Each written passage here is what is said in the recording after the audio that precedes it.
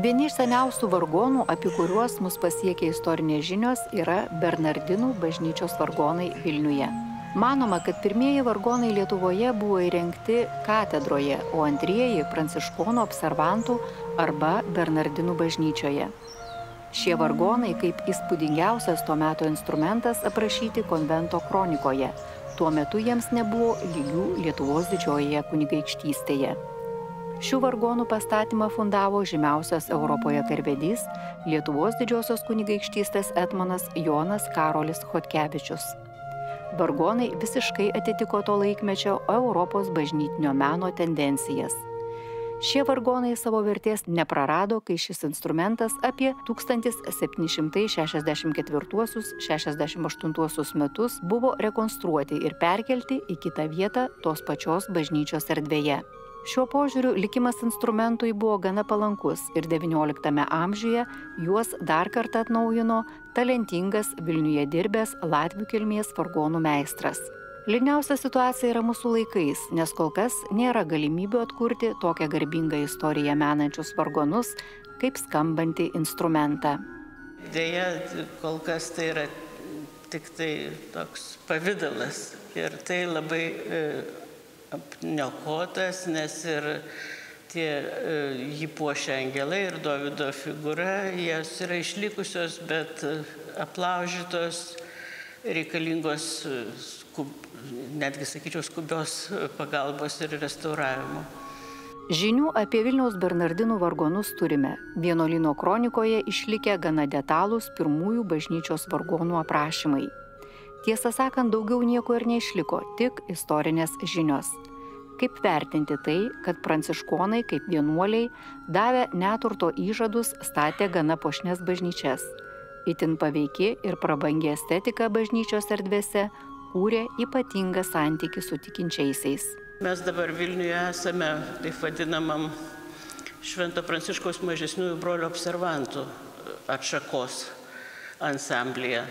Tai yra atšaka pranciškonų, kuri pradėjo formuotis siekiant grįžti prie pirminės Pranciškaus regulos ir pasižymėjo ypatingų neturto tokių siekių, iš viso bandymų laikytis pažodžiui Pranciškaus paliktų nuostatų. Bet ta jų neturto ir kuklumo siekį ir reikalavimą netgi pagal regulą šiek tiek koregavo fundatorių ir geradarių, donatorių interesai ir noras.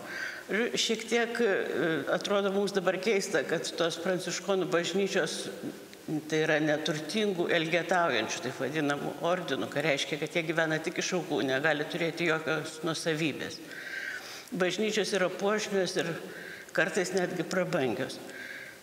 Bet tai galima paaiškinti to, kad šitos bažnyčios iš esmės pagal teisę pranciškonišką nepriklauso vienuolijai, jos priklauso popiežiui, bažnyčiai, tai nėra vienuolyno asmeninis turtas. Ir tas visas puošnumas ir prabanga skirta Dievui pagerbti, bet ne vienuoliams. Jie iš to kaip ir tarsi tokios materialinės naudos neturi. Čia tokie sudėtingi dalykai. Ir aišku, tos nuostatos amžių bėgyje keitėsi. Ir šitoje Vilniaus Bernardinų bažnyčia, beje, Bernardinų vadinama nuo Bernardino sieniečio, vieno iš tos observantiškosios reformos įkvėpėjų ir lyderių. Tai ir šioje bažnyčioje iš pradžių altoriai buvo labai puošnus, jeigu kalbėsim vien tik apie altorius, nes to norėjo tie didikai, kurie rėmė šitą vienuolyną ir jie statėsi altorius iš esmės savo giminiai pagerbti ir išaukštinti. Prie tų altorių dažnai būdavo kriptos, kurie laidojosi. Bet 18 amžiaus viduryje vėl atėjo ta banga, tos vadinamos observancijos, tai yra grįžimo vėl prie kuklumo ir paprastumo. Pirmųjų Bernardinų bažnyčios vargonų fasado puošybai buvo panaudota beveik išsamus tuomet įprastų simbolių motyvų rinkinys. Kristaus monogramos, Dovydo figūra, grojantis angelai. Instrumento veikimo mechanika ir garsai suprantama kalba bylojo tikintiesiems apie visatą kaip muzikos instrumentą kūrėjo rankose. Minima, kad šitie vargonai buvo vieni iš gražiausių, o gal ir gražiausi ir prabangiausi Lietuvos didžioji kunigaikštystėje tuo metu. Na, jų aprašymas iš tikrųjų rodo, kad tai buvo labai sudėtingas instrumentas, tiek muzikinė, tiek dekoro prasme ir netgi mechanikos prasme, nes jame puošybos elementai buvo kai kurie mechaniškai judančios figūros, kurios ritmiškai pagal muziką, mums atrodo dabar turbūt sudėtinga, kaip tai būdavo padaroma, bet tai padaroma. Ir tos judančios figūros labai populiarios, jos kūrė tokio teatro įspūdį, tam sakytume dabar lėlių teatro, bet ne visai tai. Ir tose vargonuose buvo, tose pirmuosiuose vargonuose, kurie buvo bažnyčios šiaurinės navos gale, įtaisyti tokiam kaip balkonėlį ant pakilos, labai daug įvairiausios simbolikos puošyboje, kuri, išreiškia iš tikrųjų, daug idėjų, bet viena iš pagrindinių tai, kad Dievo sukurtas pasaulis yra tobulas ir kad visas kosmosas skamba Dievo sukurta muzika.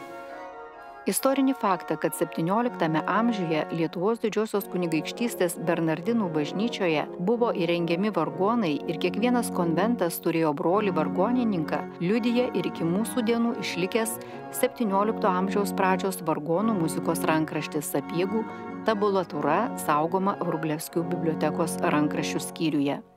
Rankraštis sudaro net 50 natų lapų ir drauge įrištos 17 amžiaus pirmos pusės graviūros vaizduojančios Šventojo Pranciškaus gyvenimo kelią. Šios iliustracijos suponuoja, kad visas šias graviūras supanti muzika yra paženklinta religinė tema. Tai ryškus sakralinės muzikos ir dailės sintezės pavyzdys, kuris nėra atsitiktinis.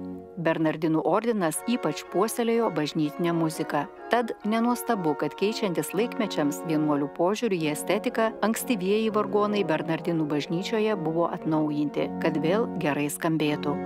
Toje vietoje, kur buvo didysis altorius, 1765 m. pavasarį iškilo mūrinis choras naujiems vargonams. Laikui bėgant, aišku, instrumentas naudojamas, ypatingai jis sensta ir sensta ne tik pati konstrukcija, sakykime, bet ir stilius tam tikrą prasme. Tai būtent 18 amžiaus viduryje, kaip minėjau, Vilniaus Bernardinai pradėjo keisti bažnyčios interjerą labai planingai pagal vieną projektą, atsisakydami senųjų įrenginių, kurie pasižymėjo ypatingų puošnumų, dydžių, buvo tikrai labai dideli, užėmė daug erdvės ir kartu jau nebeatitiko naujosios estetikos, sakykime, nes jau prasidėjo apšvietos epochos idėjos, kurios skatino ieškoti naujų sprendimų ir naujasis Bernardinų interjeros įrangos projektas apėmė altorius, klausyklas, suolus, sakyklą ir vargonus. Tai yra iš esmės visus įrenginius, kurie buvo suprojektuoti vieningam daugmaž stiliuje. Deja, tas pagrindinis viso to interjero architektas nėra žinomas. Kai kada priskiriama Glaubicui, bet manau, kad ne, nes čia šiek tiek jau vėlesni laikai. Ir 1764 metais vargonai tie senieji buvo išardyti tiesiog. Kronikoje parašyta, kad jie jau buvo labai pasenę ir pažeisti, juos jau reikėjo vis tiek labai remontuoti smarkiai, nes negrojo kai kurie jau ten klavišai ir kai kurie balsai, nebuvo įmanoma jo groti normaliai. Ir tada buvo pasikviestas Mikalojus Jansonas. Vargondirbio Mikalojaus Jansono rekonstruotas instrumentas Bernardinų bažnyčioje įgijo naują fasadą, puoštą prancūziško stiliaus drožybą. Deja, šių meninių sprendimų autoriai lieka neįvardinti. Fasadas atitinka laiko stilių, kaip ir instrumentas. Tik tai jie eina savarankiškiau.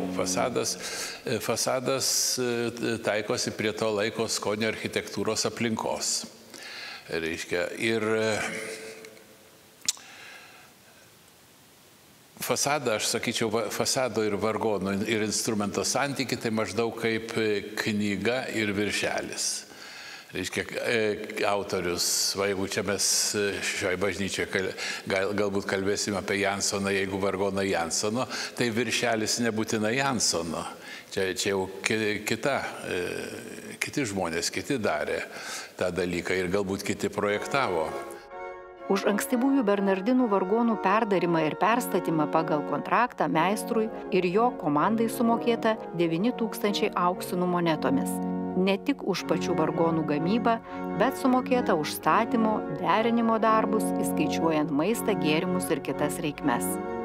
Kiek galima suprasti iš aprašymų Bernardinų kronikoje, panaudojo kai kurias detalės, nes tų išardytų senųjų vargonų visa medžiaga, kaip rašoma, atiduota vargonų meistrui. Jisai galėjo ją disponuoti, ko reikia panaudoti, ko nereikia gal kitiems vargonams, ar perdaryti tą medžiagą, išlydyti, žodžiu.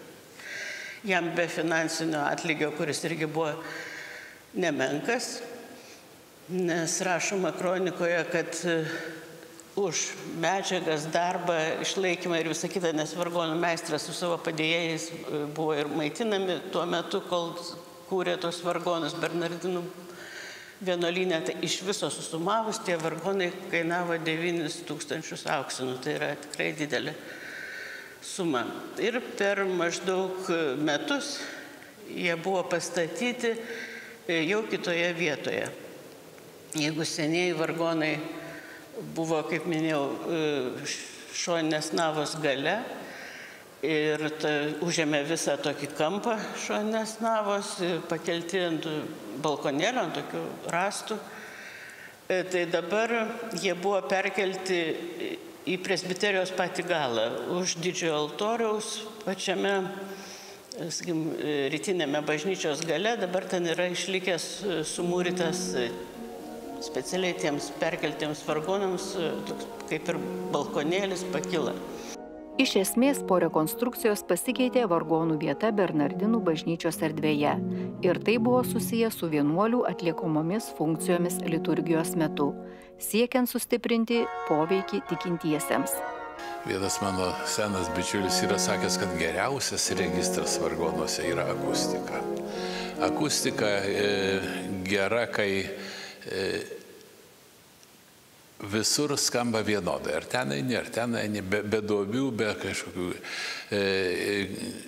ypatingų dalykų. Dabar šitoj bažnyčioje atrodo, kad skamba gana tolygiai ir kur bestatysi, viskas yra neblogai. Reiškia, gerai būtų. Tai dabar vargonų vieta, tai liturgija diktuoja šiek tiek funkciją. Reikia, pradžioje vargonų chorai nebuvo statomi dar kokiais maždaug renesanso laikais, arba būdavo vargonai, jeigu daug žmonių, tai ant grindų jau prasčiau, reikia pakelti aukščiau, tai kaip kregždės lizdą padaro, tai būdavo. Paskui pradėjo statyti vargonam chorus. Talentingas vargonų meistras Mikalojus Jansonas sumaniai panaudojo ankstyvųjų vargonų dalis, bet sumažėjo puošybos elementų. Nors minima, kad kai kurios detalės panaudotos ir kai kurie balsai buvo tokie patys iš senojo instrumento perkelti, bet tas apipavidalinimas buvo žymiai santūresnis ir kuklesnis iš tikrųjų, ir patys vargonai buvo dažyti tokia ruda spalva, priderinti prie altorių ansamblio, kurie kūrė iš tikrųjų tą viso interjero vieningumo įspūdį. Dar vieną perstatymą bernardinų vargonai patyrė jau XIX amžiuje, kai iš esmės pasikeitė ir pranciškonų vienuolių gyvenimas. Tiesiog jų nebeliko, kaip ir nebeateidavo mišių pasiklausyti bernardinės. Bažnyčia buvo uždaryta. Vargonų rekonstrukciją atliko to laikmečio taip pat garsus ir itin profesionalus meistras kilęs iš Latvijos, vėliau nemažai pasidarbavęs Lietuvos bažnyčiose. Tie vargonai, kurie dabar egzistuoja, jie yra dar kartą perdaryti. Tai yra prie Jansono instrumentas XIX amžiaus pačioje pabaigoje, kai bažnyčia jau buvo nebe vienuolyno, o parapinė bažnyčia. Jie buvo perkelti iš to buvusio vienuolių choro, nes jau nebeteko prasmės ten instrumento laikymas, nes nebebuvo vienuolių ir to viso tos sistemos, kai vargonai sujungti su vienuolių choru. Tada, remiantis tą tradicinę vargonų vieta, kaip paprastai parapinėse bažnyčiose vargonai yra statomi virš įėjimo durų vadinamuose choruose. Nebebuvo beje ir bernardinių vienuolyno, irgi buvo uždarytas. Tai buvo tiesiog pasinaudota ta įprasta parapinių bažnyčių schema ir vargonai perkelti. Perkeliant jie buvo dar truputėlį išplėsti ir tos pridėtinės dalis netgi ir vizualiai matosi. Tai vargonų meistras Radavičius tuo metu čia dirbęs Vilniaus Švento Pranciškaus ir Švento Bernardino bažnyčioje tą instrumentą praplėtė, panaudodamas centrinėje dalyje Jansono pagrindą. Šiuo metu puikiai tvarkomoje Bernardinų bažnyčioje po truputį atgimsta nuostabi sienų tapyba, besisluoksniuojanti net iš kelių skirtingų laikotarpių. Restauruotas altorius, kuriami nauji vitražai. Tačiau, kada ateis eilė ir tokią turtingą istoriją išsaugojusiems vargonams, dar neaišku. Šiuo metu jie stovi XIX amžiuje parinktoje vietoje, uždengę senąjį vitražą, nebylūs, praradę dalį autentiškų vamzdelių, aplaužyta klaviatūra. Ir net ne pinigų trūkumas yra svarbiausia komplikuoto klausimo dalis, bet ir restauravimo krypties pasirinkimas. Patys ankstyvieji, išskyrus unikalų aprašymą, mes daugiau nieko neturim. Tikrai fantastiškas dalykas buvo. Dabar restauruoti, tai reiškia atkurti įrodomą pirmykštę būklę. Ten Jansono restauruoti negali, nes Jansono nelikę. Gali pagal aprašymus daryti naujus, kažką panašaus į Jansono ir džiaugtis. Ir galbūt bus labai gražus vargonai. Dabar restauruoti, tai matyti, kas yra, tą reikia žiūrėti. Radavičiaus tas instrumentas gerokai išplėštas, bet vis dėlto daug kas likę ir jis turėjo ir turi savo vertę. Jeigu jisai būtų be priekaištų restauruotas, tai būtų Vilnius kaip vargonų miestas būtų labai praturtintas. Bet tas fasadas barokinis, kuris santykinai Jansono vargonų, galbūt ne Jansono fasadas, va taip galima sakyti, tas fasadas yra puošnus ir čia nepaprastai gražiai tinka. Tai reiškia jį nuimti ir bandyti sufantazuoti Radavičiaus prospektą irgi nei šis, nei tas. Taip, kad tokie dalykai taip, ne tai, kad atėjai, kaip ten sakė Cezaris, atėjau, pamačiau, nugalėjau. Ne, reikia labai pasverti visus argumentus. Jeigu Radavičiaus pagal jo laikus prifantazuot fasadą kažkokį, kur šitą dėti, gražinti vietą už altoriaus, galbūt nieko, bet, žodžiu, daugybę argumentų ir juos reikia sverti atsakingai. Deja, bet istorinių vargonų ne tik kaip paveldo ženklų išsaugotų savo autentiškose erdvėse, bet ir gyvų instrumentų išliko labai nedaug. Bent jau sostinėje juos galime suskaičiuoti tiesiog ant rankos pirštų. Ne visada ir pasirinktos restauravimo metodikos yra sėkmingos ir kuriančios išliekamąją vertę. iš mano patirties būdavo, kai aš važinėjau per Lietuvą žiūrėdamas, tai atvažiuoju, oi, vargonai seniai negroja, viskas jų nebėra, sugriuvę, baigta. Reiškia, nueini, tikrai vargonai negroja, bet viskas originalas. Tai yra, galima sakyti, šventė, rasti originalą, kurį galima restauruoti. O kitoje vietoje nuvažiuoju, o mes jau susitvarkėm, žiūri, vamzdžiai išmesti, perdirbti, sulipdyti, sukarpyti, keli registrai varganai groja, bet jau jie laimingi. Taip, kad čia, žinot, restauruoti gerai, bet jeigu tai daroma išmanančiai. Nes dabar mes būna ateina irgi, reiškia, mat, čia įgyja mokslo, reiškia, pasijunta realiais ir kai deda, taip, restauruodami pusę vargonų blizga naujumu, reiškia, pakeista ir... Restauravimo metodika ilgainiui vis griežtėja šiaip Europoje.